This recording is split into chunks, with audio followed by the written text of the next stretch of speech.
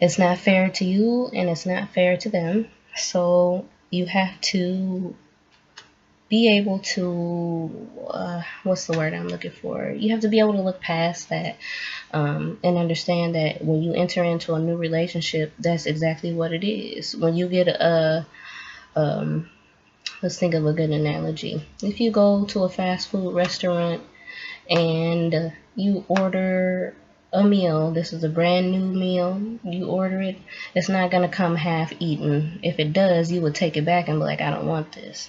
So the same thing in relationship. You can't come into a relationship with the remnants of the past relationship still on your mind, still on your breath, because that's what you're going to give to the other person. And then of course there's going to be disagreements, and of course there's going to be arguing and back and forth, because imagine how you make them feel if you still think about this last person who obviously is not a part of your life anymore, and they're trying to be a part of your life. You know, you take away from what they have to offer you and what you have to offer them too. So something to keep in mind.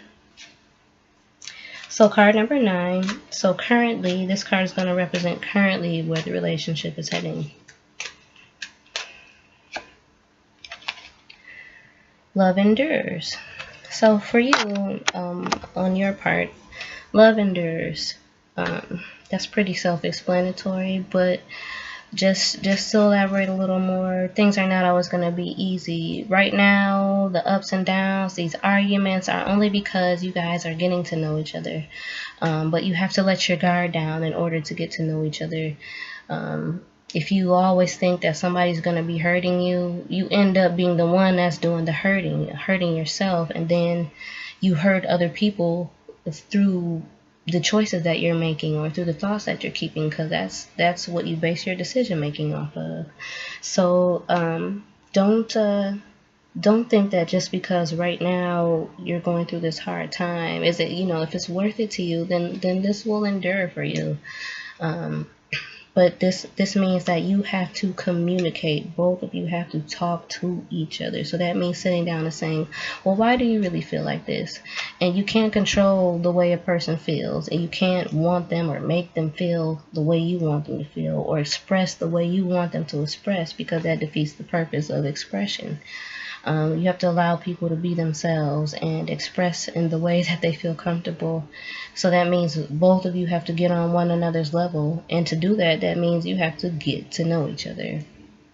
So for the next card, same card for this person, where the relationship is headed. Solution. So that means, you know, you already have the solution basically, and all these cards prior to, you know, your guides or angels are letting you know there's no reason for you guys to be tripping out at all. This is, you guys are being silly because you're afraid. We do silly things when we're afraid because we want to protect ourselves. But the irony in that is that we're actually hurting ourselves and blocking ourselves from being happy, blocking ourselves from being prosperous in our relationships and just in life in general. So I'm going to go ahead and pull the last card. This last card represents the action steps you can take. Just action steps you can take. I won't elaborate too much on that. And also something to consider, and this applies to both of you. The real you. So this is something to consider. Both of you need to get to know yourselves more.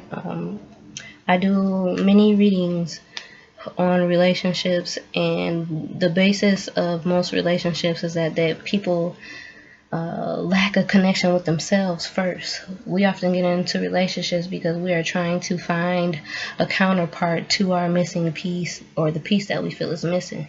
But there is no missing piece. You're a whole person. You're a whole being. You're looking for your complement. The person that complements your energy. You should complement one another. So this means getting to know the real you. The more you get to know yourself truly, so that means addressing your insecurities. Talk to yourself. People think that's crazy, but it's not. That's like talking to God, because that's who's inside of you. That's who lives in your heart and your soul. So when you talk to yourself and you answer yourself, it's like you're getting the answer right away, straight away. You know that it's the truth because you feel it. You feel it here. You feel it in your gut. So talk to yourself. Ask yourself these questions. Why am I unhappy with this about myself? Why do I think this person wants to hurt me? Why do I want to hurt this person? You know, be honest with yourself. The more you're honest and the more you get deeper into yourself, the more you'll know what you need and what you don't need. And then you can learn how to communicate better with one another and how to make things work.